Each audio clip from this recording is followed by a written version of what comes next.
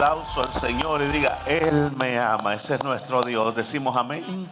Bendiga a la persona que está al lado suyo, salúdele, dele un abrazo, dile qué alegría mirarte aquí en la casa del Señor, especialmente en esta escuela profética. Qué gozo, qué bendición poder encontrarnos en este tiempo extraordinario y maravilloso que Dios tiene preparado, diseñado para nosotros. ¿Alguien dice amén? Puede tomar su lugar. La semana atrás estuve hablando acerca de cómo era un profeta. Diga, ¿cómo era un profeta? Entonces nosotros tenemos varios ideas o seguimos a ciertas cosas de personas, pero estamos fuera de la base bíblica. Entonces no sabemos cómo era un profeta y porque miramos, por ejemplo, un profeta vestido de piel de camello, pensamos que el resto de los profetas debe de andar vestido con piel de camello. Miramos otros profetas que se rapaban totalmente la cabeza y pensamos que todo profeta tiene que andar rapado la cabeza. Miramos otros profetas que tenían, no se cortaban el cabello ni la barba, entonces pensamos que así. Entonces, pero un profeta no es como alguno de ellos estuvieron o anduvieron. Pero lo más triste es que nosotros no sabemos por qué muchos anduvieron así. Andaban así porque Dios se los pedía que anduvieran así. Y usted va a decir, ¿cómo Dios le va a pedir a alguien que ande todo rapado el cabello? Bueno, así dice la Biblia, que el Señor se los pidió así. Alguien dirá, pero ¿cómo va a pedirle el Señor a alguien que no se case? Así fue y así se... ¿Cómo? Así, habían otros que eran calvos ya porque se les caía, tenían calvicie. Pero habían otros, ahora vamos a entrar y vamos a ver gracias. Sí, por ejemplo, Eliseo era calvo. Eliseo era calvo, pero él tenía problema de calvicie. Entonces se burlaban y le decían, sube calvo, sube calvo. Entonces no lo mandó Dios a andar rapado. Son dos cosas diferentes. El que tiene problema de calvicie y a otros que no tenían problema de calvicie, sino que Dios los mandaba a andar rapado. Entonces, un profeta bíblico, como hemos dicho, número uno, decimos que es un hombre inspirado. Diga, inspirado. Inspirado por Dios, por lo tanto recibe una palabra de Dios. Ese es un profeta, es inspirado, recibe una palabra de Dios y esa palabra que recibe Dios la transmite al pueblo del Señor. Entonces el profeta transmitía no su palabra, sino la palabra de Dios. Ahora, el profeta en algunas ocasiones habló por él, en otras ocasiones habló por algo que Dios le mandaba. Pablo, por ejemplo, en varios de sus escritos dice, esto no lo dice el Señor, esto lo digo yo. Ahora, él tenía cierta autoridad como profeta en su opinión de decir algo que él sentía por lo que estaba pasando. Ahora, ¿por qué se le permitía? Porque él estaba en una intimidad con Dios y Dios permite que nosotros compartamos, como cuando los hijos comparten con los padres. Entonces el padre está dando cierta instrucción y dice, vas a hacer esto, vas a hacer esto. Pero de repente el hijo dice, papá, yo sé que tú dices eso, pero yo te sugiero esto. Es válido, porque es una intimidad entre el padre con el hijo, entre Dios y el profeta. Por eso es válido. Ahora, un profeta es una persona inspirada para transmitir ese mensaje al pueblo. Ahora, los profetas podían prevenir distintos estilos de vida, podían ser, algunos eran jóvenes, algunos otros profetas eran ancianos, algunos otros profetas eran muy jovencitos, más de lo que nosotros podamos imaginar. Otros profetas también tenían una educación académica muy alta, otros no tenían una educación académica, pero profetizaban, porque no era el conocimiento, sino que era Dios trayendo una palabra. Y si eso vamos, en la Biblia encontramos aún hasta animales profetizando. Y los animales, por supuesto, nunca fueron a una escuela o a una universidad, pero Dios los usó. El burro de Balaán le habló y le dijo, bueno, tú siendo un profeta y no entiendes, tuvo que profetizarle el burro al profeta, porque él no miraba lo que Dios quería que viera. Ahora, un profeta era quien era llamado por Dios y no solamente era lleno del Espíritu de Dios para transmitir la palabra del Señor a aquellas personas que muchas veces estaban distanciadas con Dios, o el profeta atraía personas a Dios. En cierto sentido, un profeta es como un predicador, entonces nosotros lo miramos, y no todo el tiempo el profeta usaba la palabra así es el Señor.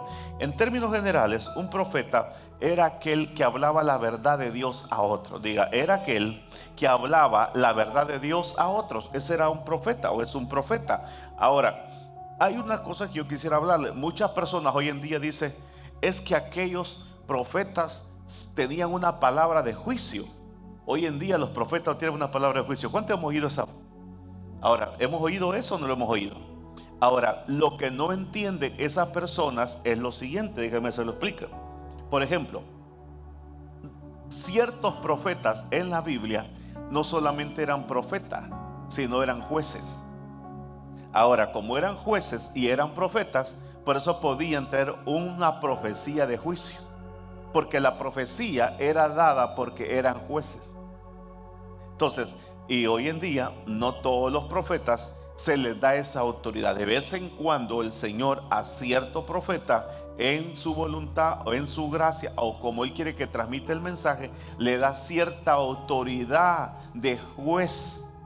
Pero no es a todo, ni es todo el tiempo. Entonces las personas dicen, pero ¿por qué antes? Dice, los profetas de antes, Isaías, Jeremías, eran profetas que soltaban una palabra y eran profetas de juicio. Decían, así es el Señor, se van a morir. Pero es que era un juicio como juez aquella ciudad o aquella nación de parte del profeta. Y como era profeta y era juez, ¿cómo le iba a llevar el mensaje? Profético. ¿Y cómo era el mensaje profético? De juicio. ¿Por qué? Porque era juez. Entonces miramos la diferencia entre lo que es un profeta de juicio a un profeta que no es juez. Si no es juez, no puede llevar un mensaje de juicio. Entonces, si hay profetas, por ejemplo, que son adoradores, yo le pregunto, ¿cómo traerían el mensaje? Cantado. Entonces, ¿y por qué ese canto no es de juicio? Porque él no es juez, es un cantor, un adorador. Entonces, David, la mayoría de la profecía de David son cantadas. ¿Y por qué razón? Porque David era un profeta, pero a la vez era un cantor, era un adorador. Entonces, lo que él hace, por ejemplo, si usted es un poeta y es un profeta, ¿cómo serán sus profecías? Poéticas. ¿Lo estamos captando hoy? Entonces la gente que desconoce la palabra, ¿qué es lo que dice la gente? Es que esos profetas de antes sí eran profetas de juicio, hoy no hay profeta de juicio. Es que no somos jueces. Dice que Él vendrá a juzgar. Y este momento, de vez en cuando, Dios permitirá dar un mensaje de juicio que es diferente. Entonces cuando alguien le pregunta a usted, ¿y por qué hoy los profetas? Es que no son jueces. Sencillo. Entonces si el profeta es juez, entonces va a traer que una profecía de juicio. ¿Captamos esa parte? Entonces de ahí en adelante, cuando alguien le diga, ¿pero por qué los profetas antes? Pregúntele, ¿qué era Samuel? ¿Era juez? Sí. Entonces, ¿era profeta? Sí. ¿Cómo sería el mensaje? De juicio. Ahora, no todo el tiempo era mensaje de juicio. Por eso, cuando llega el profeta Samuel, dice que todos empezaron a temblar, hasta el rey. Y le preguntaron, ¿es pacífica tu venida? ¿Por qué el rey Saúl estaba temblando? ¿Por qué el ejército estaba temblando? Cuando miran venir a Samuel y todos están temblando, pues viene el profeta Samuel. No era, ojo esto, no era tanto porque temían al profeta, sino al juez. Entonces, porque sabían que Samuel le dice, ¿cómo es tu llegada? Y Samuel le dijo, tranquilo, no vengo a hacer juicio, vengo a presentar sacrificio a Jehová. Se relajaron todos. Entonces no viene con un manto de juez, sino un manto profético, un manto sacerdotal. Era diferente. Vengo a presentar sacrificios a Dios. Ahí le dijeron, está bien. Entonces, es más, les dijo, vengan todos, vamos a presentar juntos sacrificios al Señor. El pueblo se relajó, dijo, entendemos, no viene a dar una profecía de juicio. Ahora, un oráculo de juicio típico tiene dos componentes principales. Primero, tiene que haber una acusación en la que el profeta llama la atención hacia los pecados del pueblo de Dios. Entonces, el profeta tenía una acusación de parte de Dios. O sea, Dios le decía, mira, ve con el pueblo de Israel y dale este mensaje porque yo tengo esta acusación en contra de ellos. Como era juez y era profeta, el mensaje era de juicio, la profecía era de juicio. Entonces ellos temblaban cuando miraban esto. Segundo, el profeta tenía una sentencia en la que él iba a anunciar el tipo de maldición o pacto que iba a experimentar el pueblo conforme el pecado que había hecho.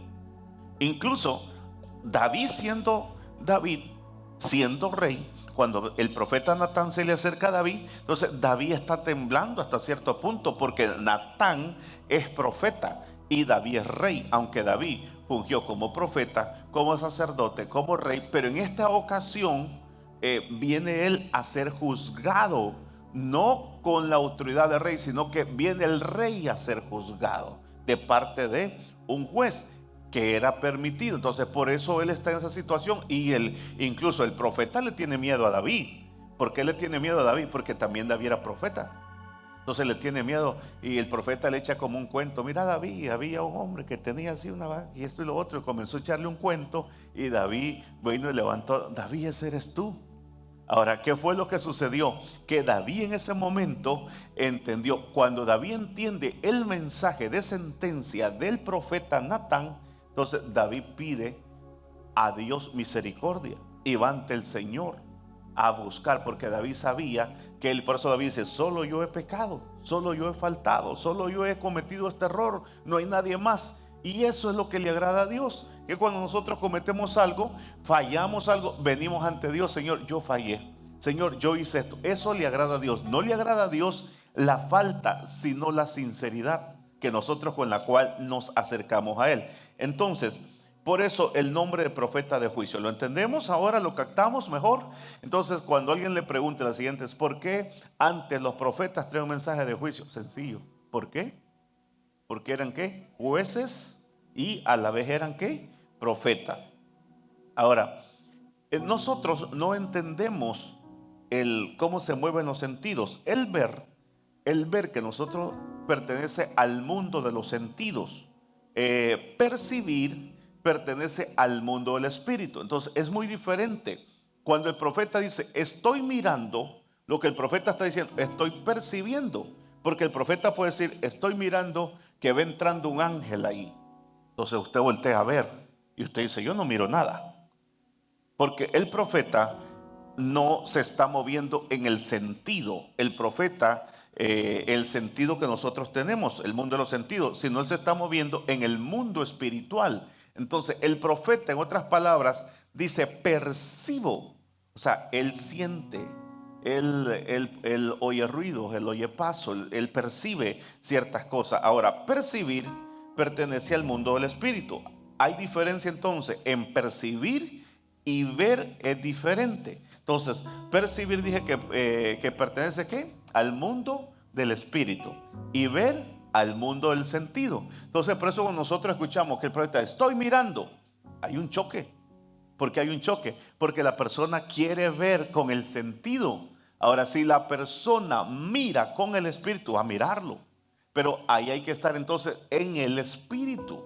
Entonces, cuando viene alguien y dice estoy mirando, y la gente dice: ¿cómo tú te crees? Si yo estaba ahí, yo no vi nada. Porque la persona se lo lleva ¿qué? Con el sentido normal, el sentido del mundo natural. Ahora, ¿cómo nosotros podemos discernir?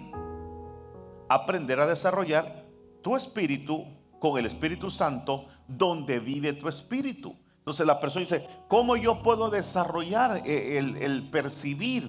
Es a través del Espíritu Santo, que el Espíritu Santo es donde mora, donde vive tu espíritu, o tu espíritu habita o cohabita con el Espíritu Santo. Cuando tú tienes esa intimidad, tú puedes percibir. Entonces, si usted, por ejemplo, pasa un tiempo en oración, está un tiempo en ayuno, un tiempo de palabra, ¿no se ha dado cuenta que usted está más sensible? Usted siente que hasta como que le salen las alitas. ¿Cuánto ha sentido así? Usted siente que anda volando con un ratito que estuvo orando, con un ratito que estuvo meditando en la palabra, un medio ayuno que hiciste, sentí, ya te sientes santo, sentí que tiene ya las alas que están volando. ¿Por qué razón? Porque en ese momento el Espíritu Santo que donde vive tu espíritu, está siendo alimentado, está siendo direccionado, está siendo asesorado, está siendo instruido. Entonces tú te sientes con aquella libertad espiritual y tú sientes la gloria de Dios. Hablas 2, 3 palabras y sientes que hay un poder extraordinario de Dios. ¿Por qué razón? Porque estuviste conectado en ese mundo espiritual. Ahora, Dios habla a tu espíritu y tu espíritu es el que le interpreta tu alma. Vea lo que voy a decir. Dios, ¿a dónde te habla? A tu espíritu. ¿Y tu espíritu qué? Le interpreta tu alma, porque tu alma es natural. Entonces tu alma le duele, tu alma se siente, tu alma llora, tu alma aquí, tu alma allá. Pero tu alma se decae.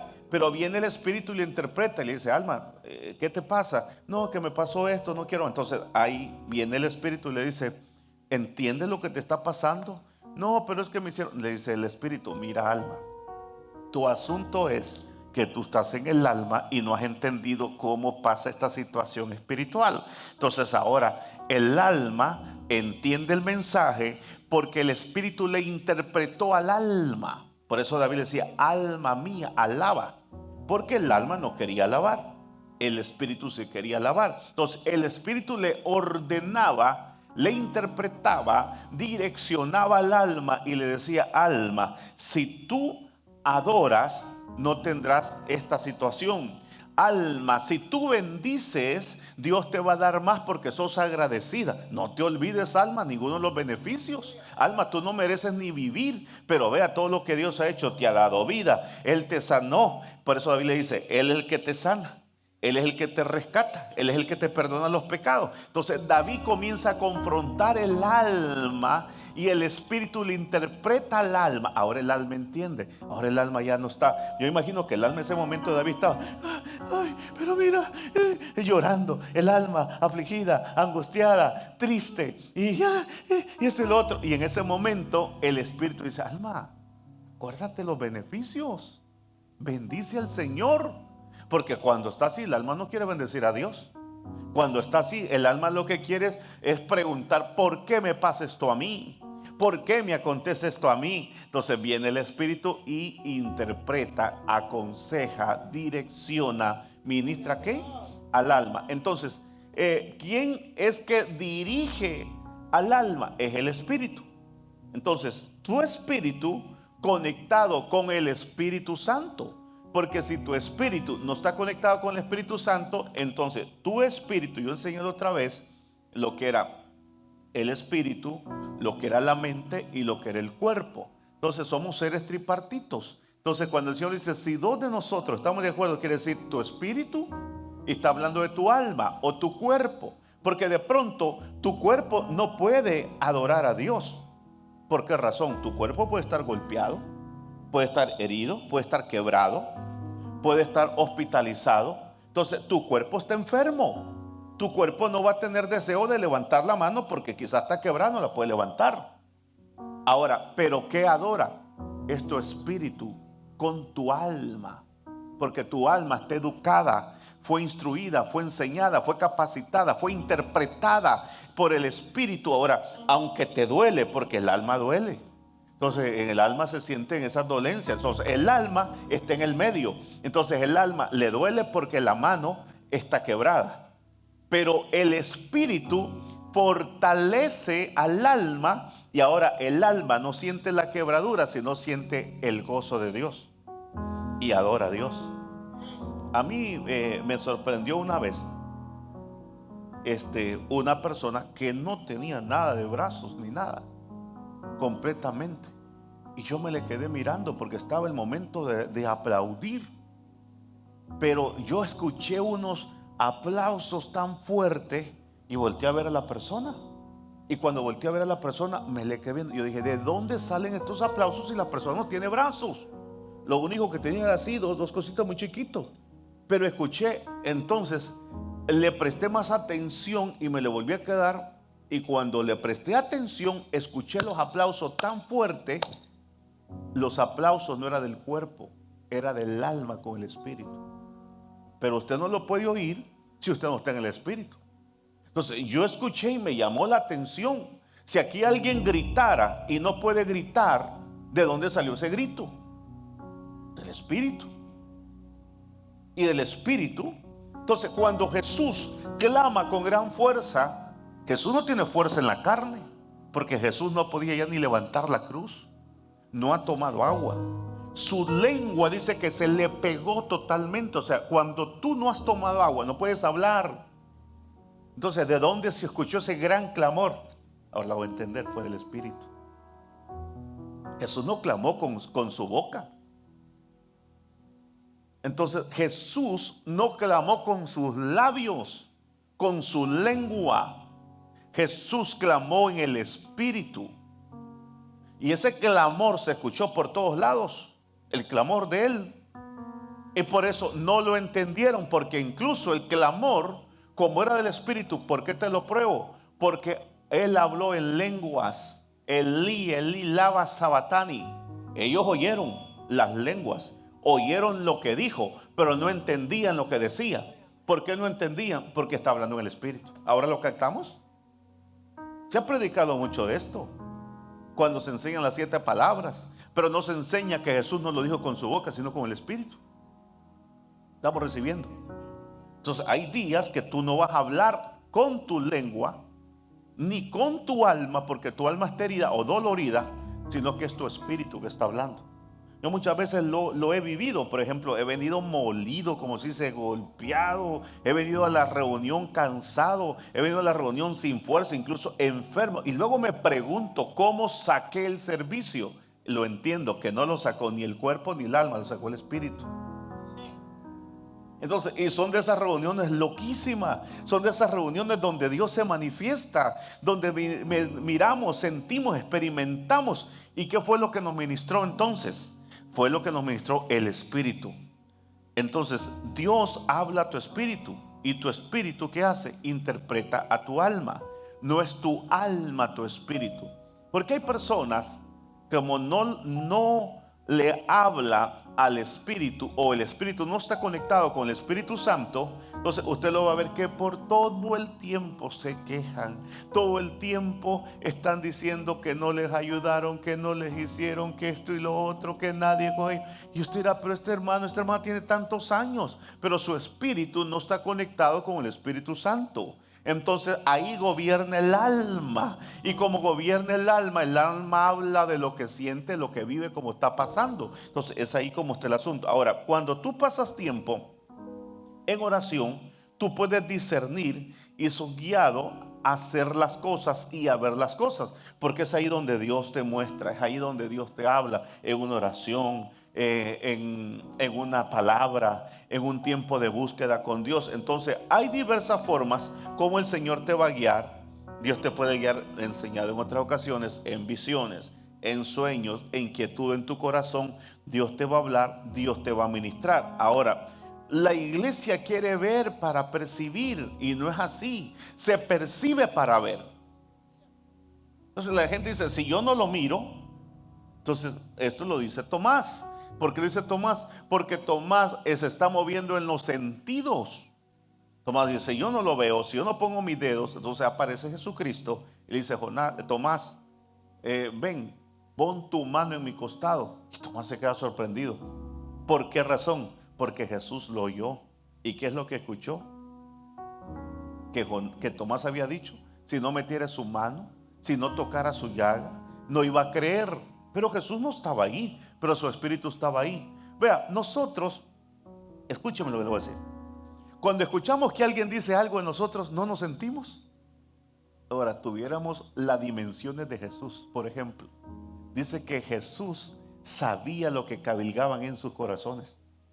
Nosotros sin oírlo, que alguien medio ni lo oímos, porque alguien dijo, y puede ser un chisme de alguien, y tú ya no le hablas al hermano y dices, ¿por qué? Porque el hermano dijo esto de mí. No lo oíste, no lo viste, no sabes si es cierto. Ahora Jesús, que él sí sabía, dice la palabra, y sabiendo lo que ellos cavilgaban en su corazón, le dijo, para que vean que el hombre tiene todo poder, te digo a ti, levántate. Porque ellos decían, este hombre lo que necesitaba era que se levantara de la silla. Este paralítico lo que necesitaba era que eso es lo que ellos miraban. Pero el Señor miraba otra cosa. Él miraba que lo que no levantaba era porque su espíritu estaba muerto. Entonces primero él levantó de la parálisis al espíritu. Una vez que el espíritu se levantó, ya no hay parálisis, ahora él le habla al cuerpo. Entonces primero Jesús ora ante la tumba de Lázaro para luego hablarle a Lázaro, porque primero le habla al espíritu. Entonces en salvación nosotros, ¿por qué las personas cuando tú le vas y le evangelizas no aceptan a Jesús? Porque tú le vas a hablar a su alma, cuando tú tienes que hablarle al espíritu. Espíritu de Juan Pérez, yo te hablo, resucita, sírvele a Dios. Entonces tú le hablas al espíritu y con la autoridad que tú tienes sobre ese espíritu te va a oír lo que tú le estás declarando. Pero si tú no lo declaras, no va a pasar nada. Entonces la iglesia, ¿qué es lo que quiere? Ver para percibir. Nosotros percibimos y luego miramos. ¿Y qué es lo que miramos? Lo que percibimos. En cambio, el que mira nunca puede percibir, porque como no miró no puede percibir nada. Pero si yo percibo algo, yo puedo ver algo. ¿Y qué es lo que voy a ver? Lo que yo percibo, lo que Dios me está llevando. Entonces yo percibo que va a pasar algo, eso puede acontecer. Pero si yo me muevo en el sentido natural, entonces, y si no lo miro, nunca va a pasar. Pero si yo lo percibo, puede pasar. Entonces por eso en una reunión donde tú percibes y donde tú estás listo a recibir una palabra, Dios te va a bendecir. Por eso la fe se percibe. Y por eso sin fe es imposible agradar a Dios. Entonces la fe se percibe, no se mira. Por eso tú percibes por fe que vas a obtener algo. Por fe dice que recibieron, que por fe cruzaron, que por fe conquistaron, que por fe gobernaron, que por fe tuvieron reinos. Ahora, mucho de esas cosas, la palabra dice que no las recibieron aquí, sino que la van a recibir allá en el día venidero.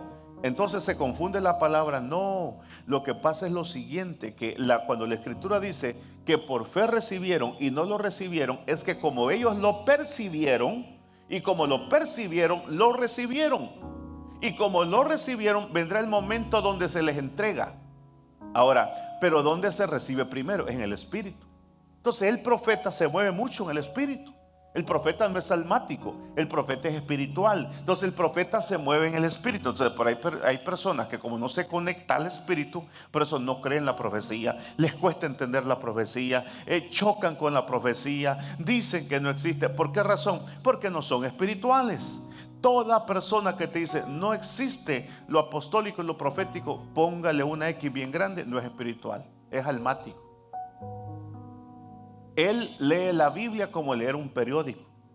Él interpreta la Biblia con su entendimiento racional que él tiene, pero no con espiritual. Entonces él se mueve conforme a lo que conoce. Por eso hay personas que te alegan con la Biblia. ¿Y por qué te alegan? Y te sacan versículos y te enseñan el otro. Porque te están hablando del conocimiento, pero no del espíritu. Y la palabra es inspirada.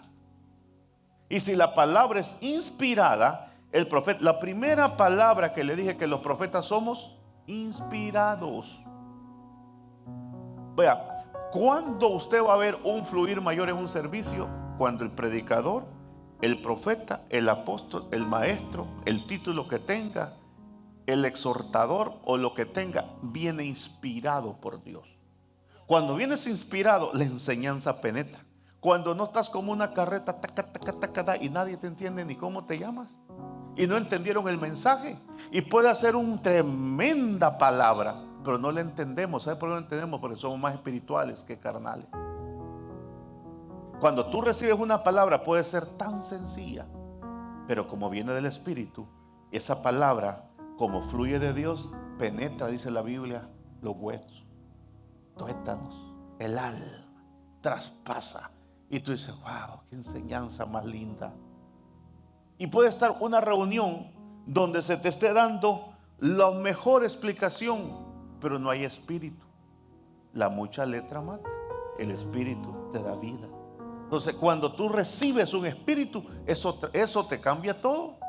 Entonces tú entrarás a una reunión. Yo estaba en reuniones de gente tan sencilla, pero con una gracia de Dios que tú estás hablando, estás quebrantado, estás llorando, estás tocado.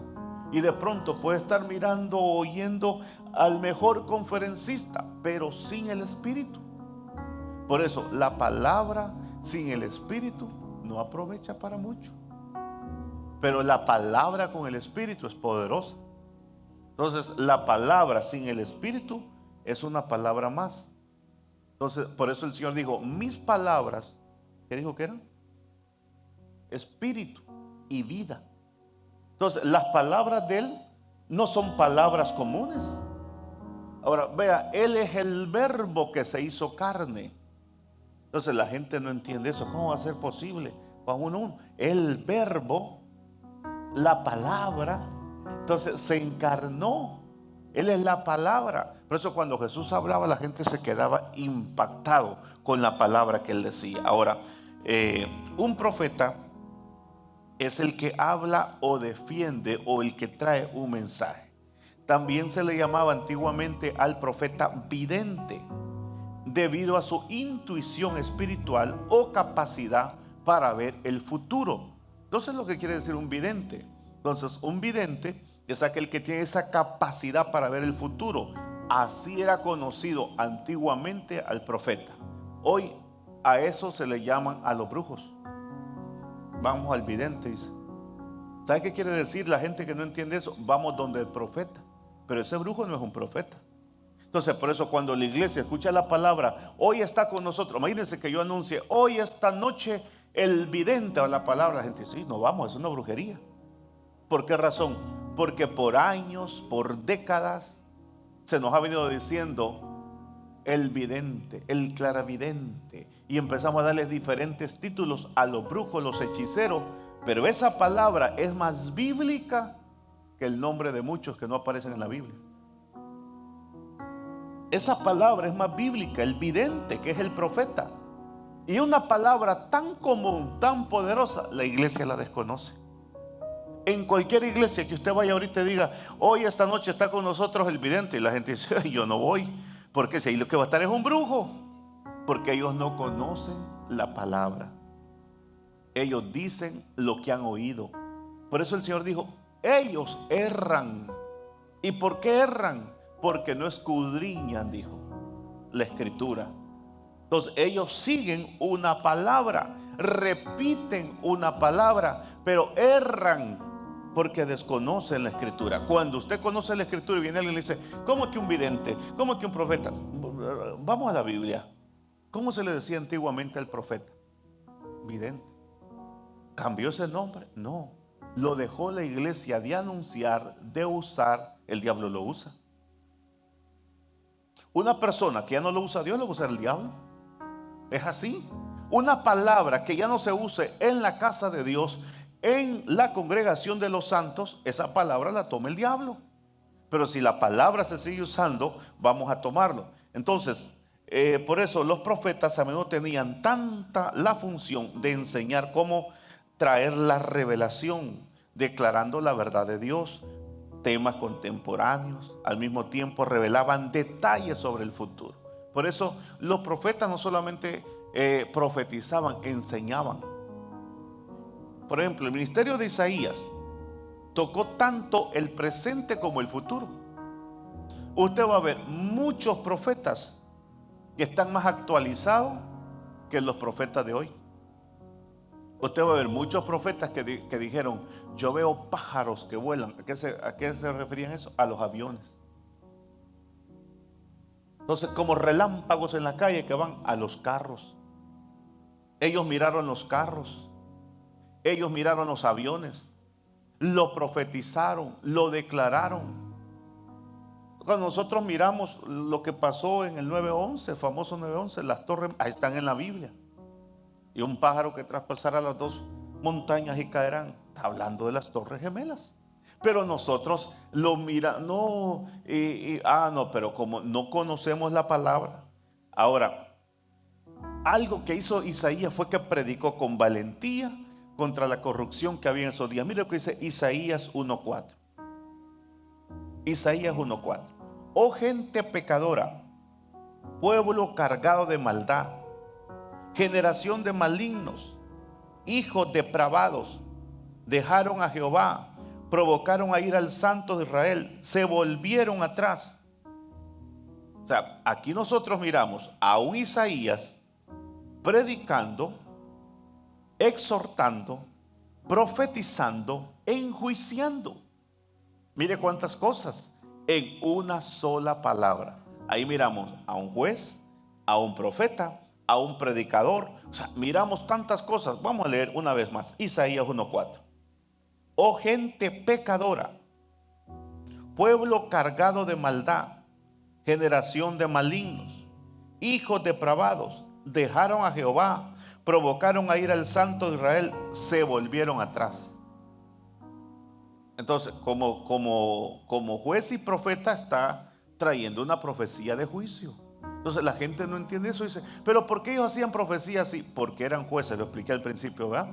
Eran jueces y profetas, eran predicadores, porque la profecía es predicación, es la palabra hablada, la palabra predicada. Entonces hay personas que dicen, pero y es que no dijo así es el Señor, es que no todo el tiempo decían así dice Dios. Mira, lea aquí. Él no está diciendo así dice Jehová.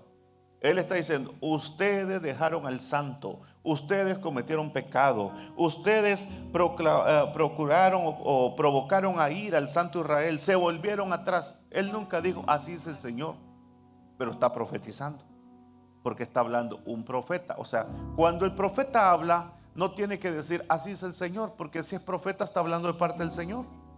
Pero nosotros, si no dijo así es el Señor, entonces no está. Por eso yo en vez estoy predicando y le estoy diciendo, hey, ojo, estoy profetizando, porque predicar es profetizar.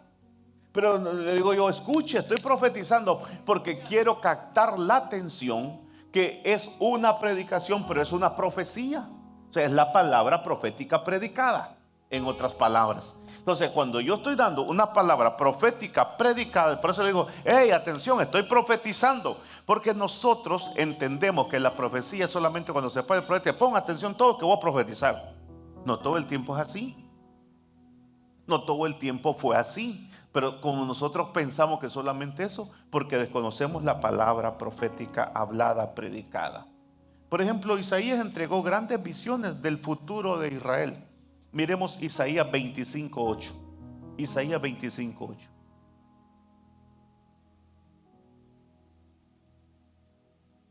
Destruirá la muerte para siempre. Ojo, Jesús, mira lo que está profetizando Isaías. Destruirá la muerte para siempre. Enjugará Jehová el Señor toda lágrima de todos los rostros y quitará la afrenta de su pueblo de toda la tierra, porque Jehová lo ha dicho. Está profetizando de Cristo, Isaías.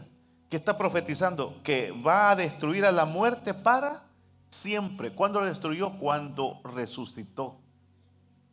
Por eso dice Pablo, ¿dónde está muerte tu aguijón? Sepulcro tu victoria. ¿Destruirá qué? La muerte para siempre. Por eso dice el postrer enemigo. O sea, aquí se está profetizando que con su muerte y su resurrección, ¿qué iba a hacer? A destruir ¿qué? La muerte. ¿Para cuándo? Para siempre. Ahora, y enjugará Jehová el Señor toda lágrima de todos los rostros. Porque si hay algo que trae dolor a los rostros y lágrima, se llama muerte. Entonces, ¿qué hace el Señor? Enjugará, dice, toda lágrima. ¿Cuántas? Toda. Si cuando un ser amado muere, quien te está contigo es el Señor, enjugando tus lágrimas. Por eso hay personas que no entienden, se está haciendo hay gente que es el momento donde siente más la fuerza de Dios. ¿Por qué razón? Porque el Señor te está enjugando, te dice, ya no llores, recuerda que yo ya vencí esa muerte y la vencí para siempre. Y tu ser querido lo vas a ver, está conmigo. Oh my God. El Señor te está ahí enjugando toda lágrima. Entonces ahí está declarando una profecía. Los profetas, en otras palabras, tenían la tarea de hablar fielmente la palabra de Dios a la gente. Ellos fueron instrumentos para guiar a la nación de Israel, establecer la iglesia. La casa de Dios está, dije la vez pasada, edificada por dos cosas. El fundamento de la voz de Dios es lo apostólico y lo profético. Entonces, Todo lugar donde se rechaza lo apostólico y lo profético no tiene un fundamento bíblico. Mire que esto es muy fuerte. Pero si hay personas que dicen, yo no creo en lo apostólico, no tienen fundamento. Lo que tienen es arena, la casa está sobre arena, pero fundamento, no tiene roca, y la roca es Jesucristo. Entonces, el fundamento de la iglesia es lo apostólico y lo profético. Efesios 2:20. ¿Qué dice la palabra? En Efesios 2:20. Sobre el fundamento de los apóstoles y profetas, siendo la principal piedra del ángulo Jesucristo mismo. No sé qué dice otra versión ahí en Efesios 2:20. Ahí nosotros miramos una palabra de parte de Dios para nuestra vida. Entonces, cuando nosotros somos edificados, fortalecidos. ¿Qué dice? Edificados, ¿por qué? Sobre el fundamento de los apóstoles y profetas. Jesucristo mismo. Entonces, ¿cómo somos edificados? Entonces, una casa, si no tiene un fundamento apostólico y profético, no es edificada. Se cae. Usted va a mirar que una casa apostólica y profética le puede venir una lluvia, pero permanece. ¿Qué es lo que le hace que permanezca? El fundamento. Por ejemplo, viene un huracán acá, puede destruir el edificio, pero el fundamento no. Se llevó el techo, se llevó las paredes, barrió con los baños, con la cocina, con los muebles, con todo. Y usted va a ver, ahí está el fundamento. Entonces, si usted viene y mira que el fundamento, y viene a una supervisión ese fundamento por un inspector de la ciudad, y certifica que el fundamento no está craqueado, no está partido, no está levantado, no está desnivelado, le autorizan sobre ese fundamento volver a edificar. Entonces nosotros somos edificados sobre el fundamento apostólico y profético. ¿Por qué cree que el diablo ataca tanto lo apostólico y lo profético? Porque es el fundamento. Si se rompe el fundamento, mire, si en este edificio se rompe el fundamento, hay que destruirlo. Pero si se rompe una pared, pues la reemplazamos. Si se cae el techo, ¿destruimos el edificio? No, solo cambiamos el techo. Si se cae una parte de una pared exterior, no vamos a destruir un edificio, solo reparamos lo que se cayó. Pero si el fundamento se rompe, ahí sí se destruye. Entonces, ¿qué trata el enemigo? De destruir el fundamento profético, el fundamento apostólico. Entonces, una iglesia sin fundamento apostólico y profético, mire, una iglesia que es guiada por el alma, por la carne, por la emoción o por un conocimiento humano y cualquier viento. Por eso dice, y la iglesia se deshizo, pues no tenía fundamento. Pero cuando pasa algo, Dios viene de nuevo y levanta.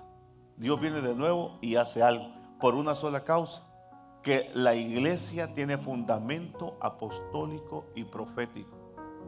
Usted no va a ver que atacan tanto al evangelista, al maestro. Es más, si se equivoca un pastor, vea que nunca le dicen falso pastor, la gente no dice nada. Pero que un profeta te dé una palabra y ellos no la miren cumplir, dice falso profeta. Ahora, ¿por qué si al profeta es acusado y al pastor no? Porque tratan de destruir el fundamento apostólico y profético. ¿Por qué la gente trata de golpear tanto lo apostólico? Porque no quieren que el fundamento permanezca. Ahora, el Señor dice, edificados sobre el fundamento ¿de qué? De los apóstoles y los profetas, siendo la principal piedra de ángulo Jesucristo mismo. O sea, un profeta en el Antiguo Testamento era alguien que Dios usaba para comunicar el mensaje al mundo. ¿Qué dice el 21 y 22? En el cual todo el edificio bien coordinado, ¿para qué? Para hacer un templo santo al Señor. Entonces, bien coordinado, con un fundamento. ¿Y qué más dice? Y nosotros dice que también somos justamente edificados para morada de Dios. ¿En qué? En el Espíritu. Para morada de Dios, ¿en qué dice? En el Espíritu. Quiere decir que si no hay fundamento, no hay morada de Dios en el Espíritu. Wow. Hace un momento les hablaba sobre los videntes. Vamos, anótelo ahí en 1 Samuel 9:9.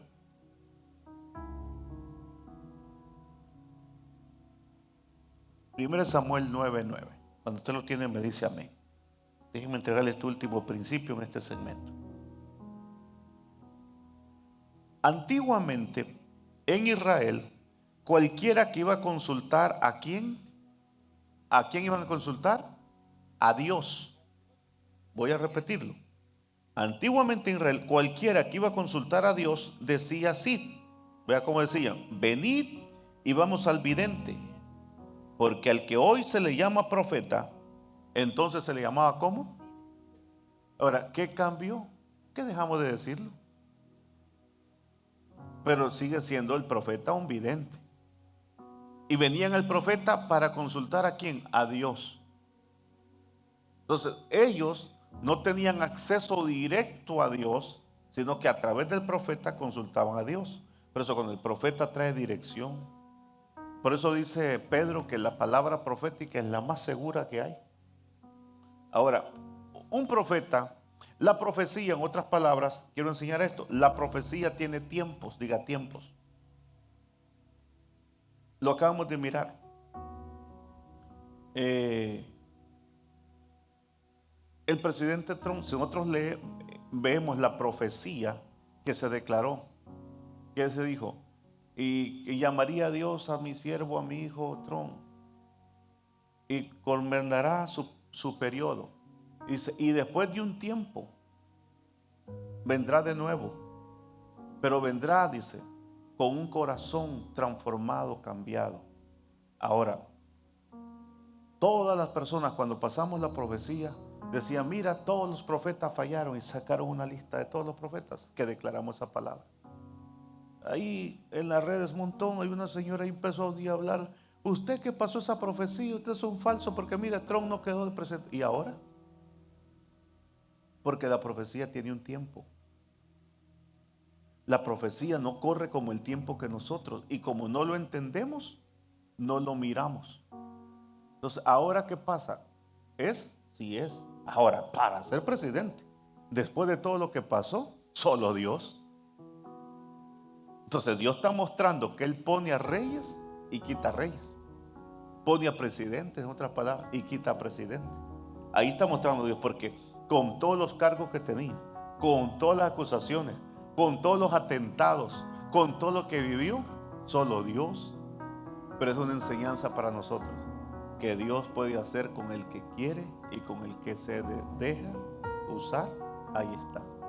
Mucha gente dice: no, pero una falsedad, se fue a muchas iglesias a andar haciendo un show ahí. Pero bueno, solo Dios sabrá si fue a hacer un show o si de verdad estaba adorando. Nosotros no podemos decir. Alguien podrá decir que usted vino a hacer un show, pero solo usted y Dios sabe si de verdad viniste a adorar, si viniste a alabar. Entonces la gente dice: no, que usó las iglesias. Bueno, ¿y el otro por qué no usó? Porque estaba en contra de la iglesia. Entonces, cuando nosotros entendemos algo tan sencillo como esto, nuestro entendimiento cambia. Ahora, la siguiente semana le voy a hablar que había profetas que escribieron, que se conocen en la Biblia como profetas escritores. Entre ellos está Isaías, Daniel, Amós, Malaquías. Esos son profetas escritores. Quiere decir que no todos los profetas escriben. Entonces el gente dice: ¿y dónde están los escritos si usted es profeta? No, todos los profetas escriben. Ahora, tenemos profetas no escritores. O sea, por ejemplo, Ahías, Micaías, Eliseo nunca escribió nada. Y era profeta Eliseo, maestro de maestros de lo profético, pero no escribió ningún libro. Reyes, ¿cómo se llama? Elías. ¿Dónde está el libro de Elías? ¿Dónde está el libro de Eliseo? ¿Dónde está el libro de Micaías? ¿Dónde está el libro de Ahías? Todos son profetas. Ahora, también en la Biblia encontramos profetas anónimos. Cantidad de profetas anónimos. Aparecen, vamos a estudiar la semana que viene, muchos profetas que dicen: y Dios llamó a un profeta desconocido, anónimo, y profetizó así. Y Dios llamó un profeta joven y no dice el nombre. Entonces nosotros miramos profetas escritores, profetas no escritores, profetas anónimos, y también vamos a mirar profetas mujeres. Porque profetas mujeres, hay una cantidad de profetas mujeres que profetas, por ejemplo, Débora era profeta. Hulda era profeta. Y encontramos una cantidad de profetas que vamos a dar, según la Biblia, la semana que viene. Vamos a mirar ahí todo ese tipo de profetas. Y vamos a ver si nos alcanza el tiempo, la descripción de algunos profetas, cómo eran algunos de ellos.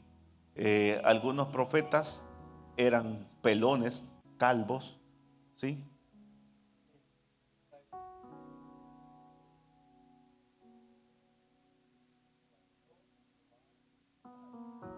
El profeta Gad, vidente David, o sea, era el profeta de David. Un profeta que él, porque habían reyes que no aceptaban ciertos profetas, pero habían otros reyes que tenían, que ellos decían, yo no hago nada si no me dice el profeta, yo no voy a moverme si el profeta no me da la palabra. Entonces ellos tenían tanta confianza en Dios, en el profeta de Dios, y por eso se llamaban profeta de. Entonces no era profeta exclusivo, era profeta para todos los que querían o lo aceptaban a esa persona como profeta. Entonces la semana que viene también vamos a ver algunas de las apariencias de ellos. Entonces vamos a ver aquellos, por ejemplo, Ezequiel. Dios le dijo a Ezequiel, quiero que te quites el pelo y te afeites la barba. Y anduvo Ezequiel sin barba y sin cabello, que para un profeta o un judío era andar sin pelo. No era tan fácil, porque para ellos no era así. Ahora, a otros profetas, por ejemplo a Jeremías, Dios le dijo a Jeremías, Jeremías le prohibió casarse. O sea, el profeta tiene un precio a pagar. Imagínense que Dios le diga a usted, si a usted le gusta traer el pelo largo, y Dios le dice, vas a andar sin pelo, sin bigote, sin nada. Pero si, ahora, si quiere ser profeta. Ahora, a otro le va a decir, tú no te vas a casar. A Jeremías dijo, no te vas a casar, Jeremías. Y no se casó Jeremías. Y Jeremías era llorón. A Jeremías le pasaron cosas. Pero ¿qué pasa? Dios le dijo eso. A Oseas le dijo, Oseas es un profeta, tú te vas a casar con una prostituta. Entonces, y así vamos a mirar, si Dios nos permite, la semana que entra, vamos a tener aquí unos puntos muy bonitos que aprender en la escuela. ¿Hemos aprendido algo hoy en la escuela? Levante su mano, damos gracias al Señor por lo que Él ha hecho hoy en nuestra vida. Señor, te damos gracias por la bendición que nos das de estar hoy aquí en tu casa. Hemos recibido una palabra de alto nivel. Hemos oído, Señor, hoy el consejo tuyo. Te damos gracias en esta escuela porque tú vienes y nos enseñas, nos instruye. Hemos aprendido hoy sobre los profetas de juicio, hemos aprendido hoy sobre los profetas que escriben, los profetas que no escribían, los anónimos. Hemos aprendido hoy, Señor, a que los profetas no miran con sus ojos, sino perciben, y nosotros percibimos para luego ver. Hemos aprendido muchas cosas que tú nos has traído hoy en este día, en esta escuela. Te pido que bendigas a cada uno de los que estamos hoy aquí en el nombre de Cristo Jesús. Y te damos gracias por la bendición que tú nos das. Amén y amén. Dale un aplauso al Señor por haber estado aquí en la escuela profética. Amén. Qué gozo, qué alegría poder